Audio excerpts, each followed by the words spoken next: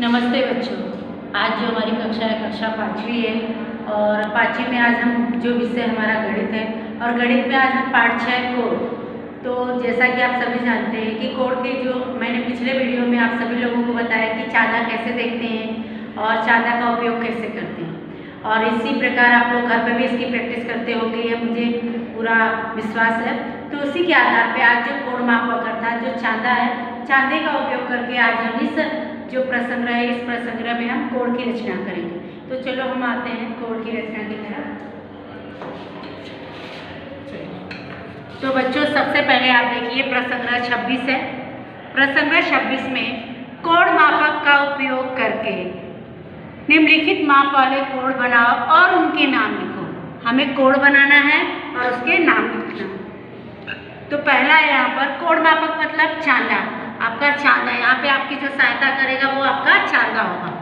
तो यहाँ पर हम देखिए 60 अंश का जो सबसे पहले हमें कोड बनाना है वह 60 अंश का कोड है। क्या है बच्चा? 60 अंश का कोड है। तो यहाँ पर ध्यान देंगे 60 अंश का। तो सबसे पहले हम क्या काम करेंगे, 60 अंश के कोड के लिए स्केल की सहायता से हम यहाँ पर पहले एक आधार बना लेंगे। देखिए यहाँ पर हमने स्केल की सहायता से एक किरण खींच ली, हो गया। अब आते हैं, अब ये जो आपका भाग है, आपके पास चांदा है तो चांदे का हमने कल कहा था आधा भाग छोड़ देना है। चांदा आपका अर्धवृत्ताकार है, आधा भाग हमने छोड़ा। यहाँ से देखिए इसको यहाँ पर रखिए और 180 अंश जो है, ये जो लाइनें हैं इसको इससे पूरी तरह से ढक दीजिए। ये इसी के ऊपर होनी चाहिए। हुआ। अब आपको नीचे दो जगह जो आपका 0 से 180 है, यहाँ से 0 से 180, लेकिन आपको नीचे वाला 180 तक देखना है। तो हम नीचे वाला जो 0 अंश है वहाँ से शुरू करेंगे।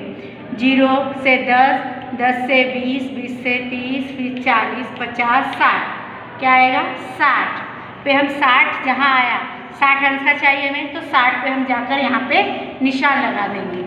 निशान लगाने के बाद हम स्केल की सहायता से हम इसको क्या करेंगे, मिला देंगे। इसको थोड़ा सा पीछे रख के बिंदु से अगर मिलाएंगे जहाँ पे आपने डॉट लगाया है तब ये परफेक्ट मिलेगा, नहीं तो क्या होगा, आगे पीछे हो जाएगा और गलत हो जाएगा। तो यहाँ पर आपका ये कोड बन गया। यहाँ पे आप लिखेंगे 60 अंश, 60 लिखकर उस पर ये 60 कोड है तो उसके ऊपर अंश लगा दीजिए। और अब इसका हमें नाम भी लिखना है बच्चा। तो जब नाम लिखना है तो हम क्या करेंगे, देखिए आपको जो इच्छा है आप उसका नाम दे सकते हैं। यहाँ पे हम A रखते हैं, यहाँ पे B रखते हैं और यहाँ पर C। तो अब कोड का नाम क्या हो गया, कोड ABC। और B जो शीर्ष बिंदु रहता है वो हमेशा बीच में आना चाहिए। तो ये B है आपका शीर्ष बिंदु। हमेशा जब भी कोड का नाम आप लीजिए तो इसे हमेशा बीच में रखिए।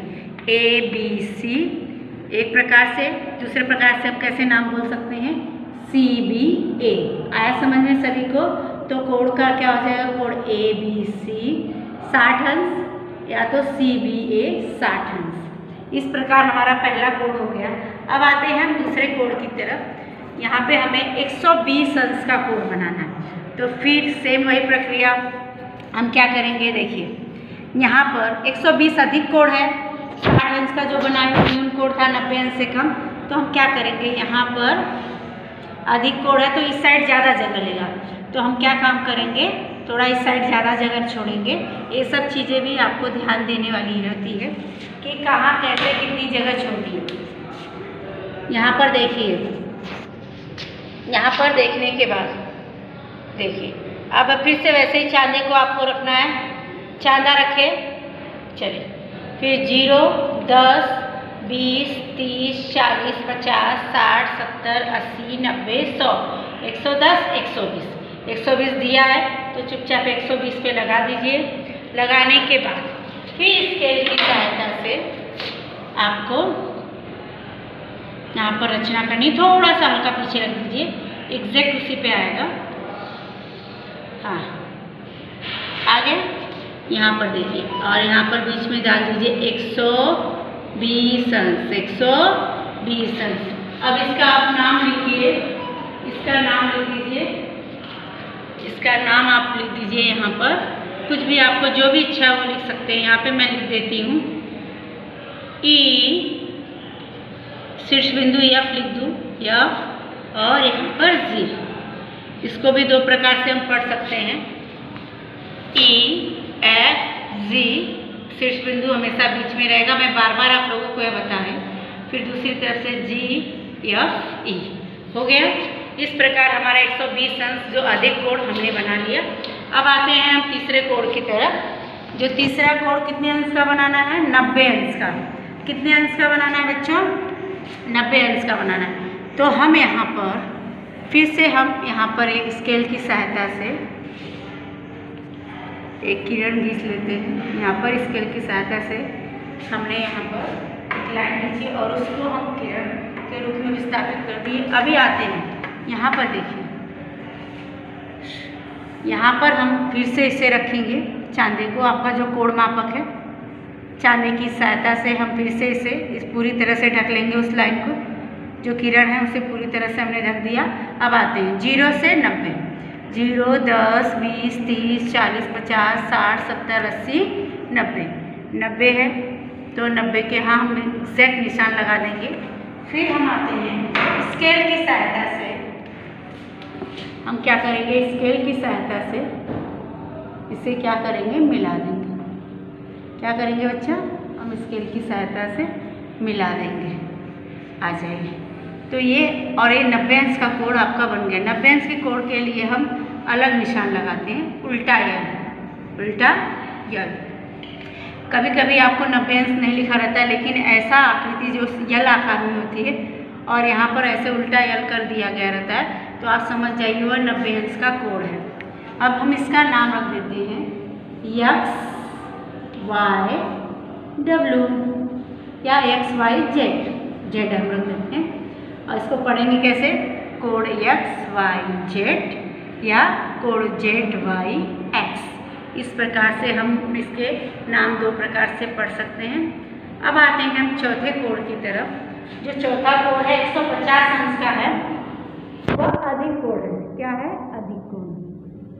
यहाँ पर देखिए अधिक कोण है, तो हम करेंगे फिर से हम यहाँ पर की सहायता से देखा था उसको हम किरण के रूप में यहाँ पर कर देते हैं। फिर यहाँ पर आएंगे, इसका निशान लगा देते हैं।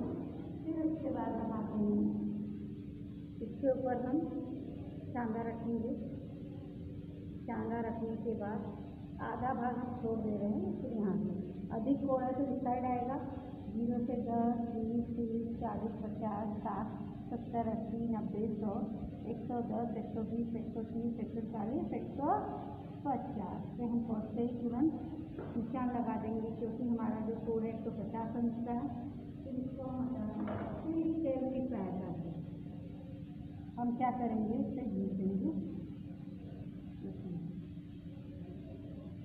मिला देंगे। हो गया। यहाँ पे लिख लीजिए 150 अंश।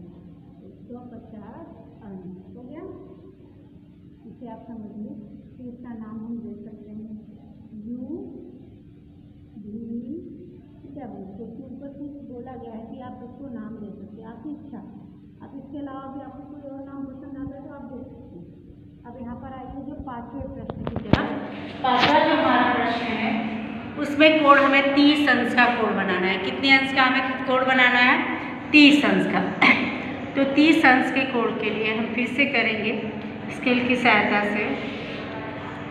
हमने यहाँ पर किरण बना दी एक, और वहाँ पर किरण की सहायता से अब हम दूसरे यहाँ पर देखिए चांदी का उपयोग करेंगे और आधा भाग छोड़ देंगे और यहाँ से हम गिनती शुरू करेंगे। 0, 10, 20, 30 अंश। कितना अंश? 30। 30 पर पहुँचते ही हम क्या करेंगे? इसको मिला देंगे। यहाँ पर देखिए, थोड़ा हल्का पीछे रखिए तो आपका बराबर आएगा। यहाँ पर हम 30 अंश लिख देंगे। अब आता है यहाँ पर देखिए इसका नाम आप देना है WXZ। दे दीजिए, आपका नाम भी हो गया। इसको पढ़ेंगे कैसे? WXZ या ZXW। हमेशा शीर्ष बिंदु बीच में रखिए कोड का नाम लेते समय। अब आते हैं हम दूसरा, जो छठवीं जो हमारी सवाल है वो 165 अंश की। कितने अंश की? 165। तो हम स्केल की सहायता, अधिक कोड है तो अभी देखिए अधिक कोड, तो यहाँ पर ध्यान देंगे। अब यहाँ पर हम स्केल की सहायता से यहाँ पर एक किरण की रचना की, यहाँ पर देखिए, फिर इसको यहाँ पर रखिए, आधा भाग छोड़ दीजिए। हाँ, छोड़ने के बाद इसको यहाँ पर रखिए। अब यहाँ से 165 अंश, तो चलिए 0, 10, 20, 30, 40, 50, 60, 70, 80, 90, 100, 110, 120, 130, 140, 150, 160, 165 है। तो यहाँ पे 61, 62, 63, 64, 65 की लाइन जो होती है थोड़ा बड़ी है, यहाँ पर कर दिए। ये अधिक कोड है तो हम इसको ऐसे मिला देंगे। यहाँ पर ध्यान दीजिए सभी लोग, थोड़ा पीछे रखेंगे तो बराबर एक्सेक्ट आता है उसी बिंदु पर।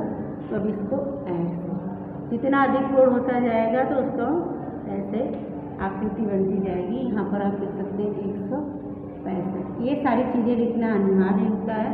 अब यहाँ पर हम करेंगे SOP, आप इसका नाम दे दीजिए। इसको पढ़ेंगे कैसे? शीर्ष बिंदु वो है तो बीच में रहेगा SOP, और दूसरे प्रकार से हम पढ़ेंगे तो POS। तो बच्चों यहाँ पर देखिए, आप लोग यहाँ पर देखिए जो प्रश्न 26 में हमने यहाँ पे 6 सवालें की, जिसमें से पहली जो सवाल थी वह न्यून कोड थी, अर्थात 90 अंश से कम। दूसरी जो थी वो अधिक कोड 120 अंश की। तीसरी थी समकोण। समकोण में आप अगर ऐसा निशान लगा दिए तो यहाँ पे आपको 90 अंश लिखना है तो लिखिए, नहीं लिखना है तो कोई बात नहीं। ये निशान से ही पहचान में आता है कि वो 90 अंश का कोण है। 90 अंश एकदम समकोण कोण कहलाता है। यहाँ पर देखिए चौथा 150 अंश अधिक कोण है, और पाँचवा 30 अंश न्यून कोण है, और छठवां 165 अंश का अधिक कोण। तो बच्चों आपने अभी इसमें समकोण, अधिक कोण और न्यून कोण तीनों प्रकार हमने इस प्रसंग्रह में किए। तो इसके अलावा हम लोग जो अभी प्रसंग्रह जो हमारा 27 है, 27 में जाने से पहले हम कुछ चीज़ें समझेंगे। आइए हम समझते हैं। जैसा कि बच्चों मैंने अभी बताया कि कोण के प्रकार में समकोण आपका यल आकार में रहेगा। 90 अंश माप वाले कोण को हम समकोण कहते हैं। और लिखने का तरीका देखिए, चिन्ह उसका कोण का दिखा दीजिए, कोण ABC समकोण। दूसरा था न्यून कोण। न्यून कोण क्या था? 90 अंश से कम। न्यून मतलब कम होता है, किससे कम? 90 अंश से। तो यहाँ पर कोण IST का माप 90 अंश है, और समकोण के माप से कम माप वाले कोण को हम क्या कहते हैं? न्यून कोण कहते हैं। यहाँ पर याद रखिए कोण RST का माप 90 अंश से कम है। यहाँ पर 90 अंश से कम है, अर्थात समकोण से। 90 अंश का मतलब समकोण से कम है, इसलिए समकोण के माप से कम माप वाले कोण को हम क्या कहते हैं? न्यून कोण। अब आता है अधिक कोण। अधिक कोण में कोण LMN का माप 90 अंश अर्थात समकोण, यहाँ पे देखिए बार बार इंडिकेट किया गया है, समकोण के माप से अधिक है, इसीलिए समकोण से अधिक माप वाले कोण को अधिक कोण कहते हैं। तो इसीलिए कोण LMN अधिक कोण कहलाएगा। तो ये आपके कोण के प्रकार हो गए। अब आते हैं हम समांतर रेखाएं। तो बच्चों जैसे हम जानते हैं कि समांतर रेखाएं और लंब रेखाएं, तो हम यहाँ पर आज पहले हम समांतर रेखाएं के बारे में पढ़ेंगे। समांतर रेखाएं क्या होती हैं? जैसे आपकी ट्रेन की पटरियाँ होती हैं, वो रेखाएं क्या होती हैं? समांतर होती हैं। इतना याद रखिए। वो क्यों समांतर होती है? वो समांतर का मतलब होता है समान अंतर पर वह होती हैं, और एक दूसरे को काटती नहीं है कहीं। इसलिए समांतर रेखाओं को किसी भी दिशा में कितना भी बढ़ाया जाए तो भी वह एक दूसरे से नहीं मिलती, अर्थात एक दूसरे को प्रतिच्छेदित नहीं करती। ऐसी जो रेखाएं होती हैं उन्हें हम क्या कहते हैं? समांतर। अब यहाँ पर देखिए बच्चा, यहाँ पर खिड़की बनी है। देखिए हर एक खिड़की में जो लगी छड़ है उसके हर एक क्षण के बीच का जो अंतर है वो क्या है, समान। वह आप बढ़ाते जाएंगे ऐसे तो बढ़ती जाएगी, लेकिन एक दूसरे को काटेगी नहीं, अर्थात प्रतिच्छेदित नहीं करेगी। इसी प्रकार आप सीढ़ी देखिए, सीढ़ी जो बनती हैं उसकी जो बीच में जो डंडियाँ लगी रहती हैं वह दोनों सभी जो डंडियाँ रहती हैं एक दूसरे के समान अंतर पर रहती हैं, वह एक दूसरे से मिलती नहीं है। ऐसे जो होते हैं, यहाँ पे आप खड़े भी देख लीजिए, इसे समान रेखाएं कहेंगे, और यहाँ पर भी बीच में भी देख लीजिए समान अंतर पर है, तो ये समांतर रेखाएं कहलाती हैं।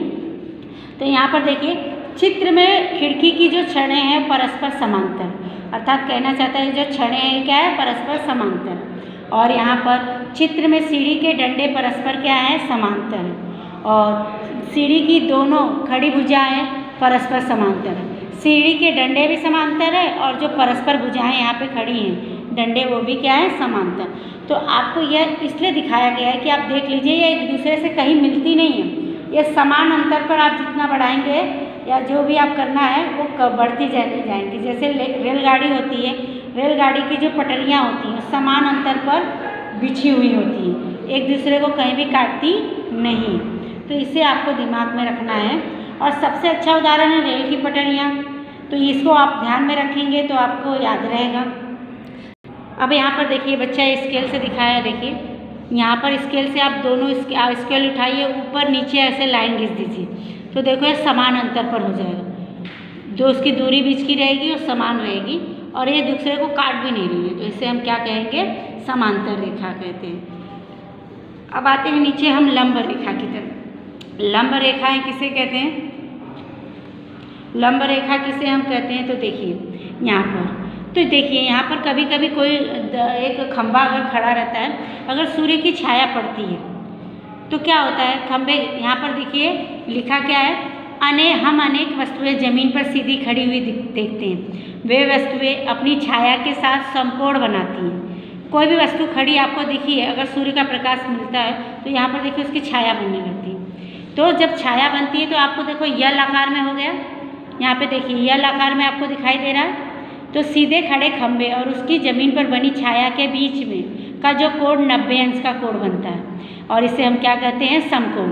इसी प्रकार चैम्पर्ट की संलग्न भुजाओं तथा पुस्तक, आपकी देखिए यही पुस्तक है, अभी मैं आपको ब्लैक बोर्ड पर दिखाऊंगी पुस्तक का। तो पुस्तक का भी आप अगर पुस्तक आप बंद करते हैं तो आप देखिए उसकी जो 90 अंश का कोण बनाते हुए दिखेगा। यहाँ पर देखिए एक कॉपी है, कॉपी का पेज अगर आप उठा लेंगे तो देखो यहाँ से एक लाइन यहाँ से यहाँ पे आपको देखिए 90 अंश का कोण बन जाएगा, यहाँ पर भी बन जाएगा, अगर यहाँ से उल्टा करेंगे तो यहाँ पर भी बन जाएगा, अर्थात इस प्रकार 4 लंब बन जाएंगे यहाँ पर आपको। तो ये आप समझ के रखिए। इस प्रकार पुस्तकों में चैम्पर्ट पर भी आपका ऐसे हो सकता है, कोई भी अगर खंबा है अगर उसकी छाया पड़ती है तो 90 अंश का कोण बनाती है। इसीलिए यहाँ पे कह सकते हैं जब दो रेखाएं एक दूसरे के साथ 90 अंश माप का कोण बनाती है तब कहा जाता है कि वे रेखाएं क्या हैं, एक दूसरे पर लंब है। यह जानने के लिए दो रेखाएं लंब है आकृति में दर्शाए अनुसार उन दोनों रेखाओं को जोड़ने वाला चिन्ह बना। देखिए यहाँ पर 2 रेखाएं चिन्ह बना दिए, 90 अंश का लंब हो गया। यहाँ पर आप देखिए पुस्तक में बनाया गया, देखिए यहाँ पर 90 अंश का चिन्ह मैंने पहले बताया ऐसे रहेगा, यहाँ पर भी आप ऐसे बना सकते हैं। तो इस प्रकार हम लंब रेखाओं को दर्शा सकते हैं। तो चले आइए हम ब्लैक बोर्ड पर देखते हैं। देखिए यहाँ पर अगर खंभा है और इसकी छाया अगर यहाँ पर पड़ रही है तो देखिए अगर यहाँ पर पड़ती है तो यल आकार में ऐसे, जब हम इसको स्केल से ना अगर आप चांदे से अगर इसका देखना चाहते हैं, ये आपकी छाया अगर देखना चाहते हैं तो देखिए ये यहाँ पर 90 अंश का क्या बना रही है, कोण बनाएगी, क्या बनाती है, स्ट्रेट रहती है, तो इसलिए 90 अंश का। तो इसलिए हम कह सकते हैं कि जब 2 रेखा, एक ये रेखा एक ये रेखा, क्या होती है, ये दोनों रेखाएं एक दूसरे के साथ 90 अंश का क्या बना रही है, कोण बनाती है, तब कहा जाता है कि वे रेखाएं एक दूसरे पर क्या है, लंब है। यहाँ पर क्या हो रही है, लंब हो रही है। इसे आपको ध्यान में रखना है। साथ साथ आपकी जो ये बुक है, सर ये बुक है, अब ध्यान दीजिए यहाँ पर एक रेखा और यहाँ पर मिल रही है, तो यहाँ पर देखिए 90 अंश का क्या बनाएगी, कोण बनाएगी, क्या बनाएगी, कोण। आप अपनी जो कॉपी है उसका पेज है वो भी लेकर आप देख सकते हैं। आप क्लासरूम पढ़ते समय सैकड़ को भी इसी प्रकार देख सकते हैं। जिस बेंच पर आप बैठते हैं उस बेंच पर भी आप लंब रेखाएं आप देख सकते हैं। तो ऐसे हर जगह पर आपको दैनिक जीवन में मिलेंगी लंब रेखाएं। बस आपको इसे समझना है कि वो कैसे होती हैं और 90 अंश का कोण उस पर बनता है तो क्या बन जाती हैं, लंब रेखाएं परस्पर एक दूसरे पर क्या करती है, 90 अंश का कोण बनाती हैं। अब आते हैं हम समांतर रेखाएं। समांतर रेखाएं किसे कहते हैं? समांतर रेखाओं को किसी भी दिशा में कितना भी बढ़ाएं तो भी वे एक दूसरे से नहीं मिलती, तो भी वो एक दूसरे से नहीं मिलती। अर्थात ट्रेन की पटरियाँ यहाँ पे देखिए आगे, इसी को मैं इतने ही इसका ही नाम देखिए, इसके समान अंतर पर है, चाहे उसे टेढ़ा खींचिए, इसे समांतर रेखा कहें। कहीं भी एक काटती नहीं है, सीधा और समान अंतर पर बढ़ती जाए। अभी इसको ऐसे भी कर सकते हैं, एक बड़ी एक छोटी, तो भी ये समांतर रेखा है। क्या है बच्चा? समांतर रेखा है। पर अगर ये एक काटती हुई आपको दिख गई तो ये समांतर रेखा नहीं है, क्योंकि इनके अंदर समान अंतर नहीं है और एक दूसरे को क्या कर रही है? प्रतिच्छेदित कर रही है, तो इसे हम समांतर रेखा नहीं कहेंगे। तो अभी समझ में आपको आया? समान अंतर पर होनी चाहिए और वो एक दूसरे से मिलनी नहीं चाहिए। आपकी भाषा में कह दूँ तो एक दूसरे से मिलनी नहीं चाहिए, अर्थात प्रतिच्छेदित नहीं करनी चाहिए। तो उसे हम क्या कहते हैं? समांतर रेखा। यहाँ पर दिया समांतर रेखाओं को किसी भी दिशा में कितना भी बढ़ाएं तो भी वो एक दूसरे से नहीं मिलती। चाहे किसी भी दिशा में इसको बढ़ाते जाओ ये मिलेंगी नहीं, क्योंकि ये समान अंतर पर है, तो ये कहीं भी मिलने वाली नहीं है। उसे उल्टा यहाँ से देखिए मैं खड़े कर दी तो भी ऐसे ही समान अंतर पर वो बढ़ाते जाइए, बढ़ती जाएगी, लेकिन एक दूसरे से कहीं भी मिलेगी नहीं। आपको याद रखना है कि वो कहीं मिलती नहीं है, एक दूसरे को प्रतिच्छेदित नहीं करती, ये बात अपने दिमाग में रखिए। अब आते हैं इसी के आधार पर हम प्रश्न संग्रह क्या करेंगे? 27। इसी के आधार पर हम क्या करेंगे? प्रश्न संग्रह 27। प्रश्न संग्रह 27 में जो पहला प्रश्न है वो पूछा है कि परिसर में पाई जाने वाली समांतर रेखाओं के दो उदाहरण दीजिए। समांतर रेखाओं के दो उदाहरण दीजिए। कौन कौन से हैं? रेलगाड़ी की पटरियाँ पहले, और दूसरा कपाट की आमने सामने की कोरें। तो हम लिख सकते हैं, पहला क्या लिखेंगे? रेलगाड़ी की पटरियाँ, रेलगाड़ी की पटरियाँ, और दूसरा कपाट की आमने सामने की कोरें। कपाट की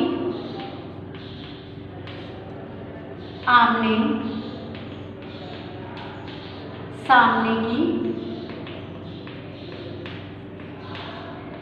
सामने की कोरें। आया समझ में? तो यहाँ पर दो, और इसके अलावा भी आपको कोई उदाहरण याद आते हैं तो आप लिख सकती हैं। अब आता है दूसरा, परिसर में पाई जाने वाली लंब रेखाओं के दो उदाहरण। तो परिसर में पाई जाने वाली लंब रेखाओं के दो उदाहरण में पहला आ जाएगा मेज की लंबाई तथा चौड़ाई। यहाँ पे देखिए पहला आ जाएगा मेज की लंबाई,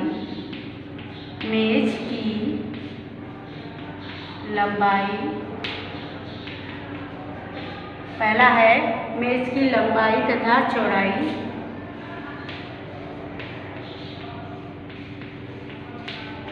दूसरा किसी को याद आ रहा है क्या है?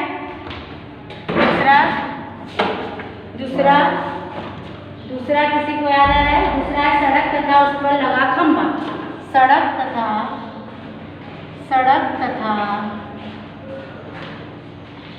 उस पर लगा खंभा। आया समझ में आपको?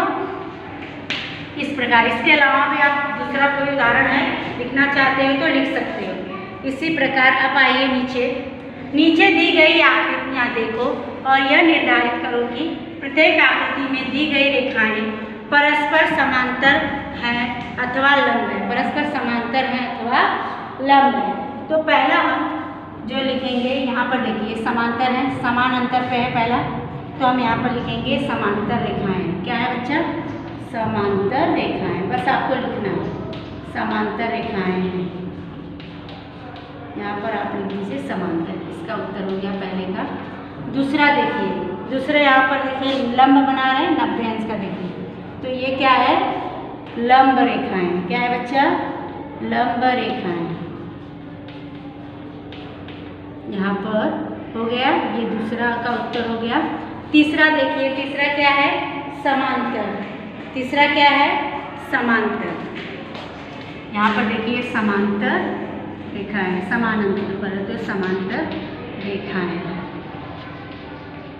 और चौथा यहाँ पर आपको क्या करेंगे, थोड़ा चौथे का आकृति इस प्रकार रहेगा। तो ये क्या कर रही है, लंब बना रही है 90 अंश का। देखिए यहाँ पर तो हम क्या करेंगे, ये लंब रेखाएं। चौथी जो आकृति है वो क्या है बच्चा, लंब रेखा की आकृति है। तो हम यहाँ पर चौथा क्या डालेंगे, लंब रेखाएं इस प्रकार। तो पहली क्या थी, समान अंतर पर थी तो समांतर रेखा, दूसरा लंब रेखा, तीसरा भी समांतर रेखा पर थी तो समांतर रेखा, और चौथा लंब रेखा।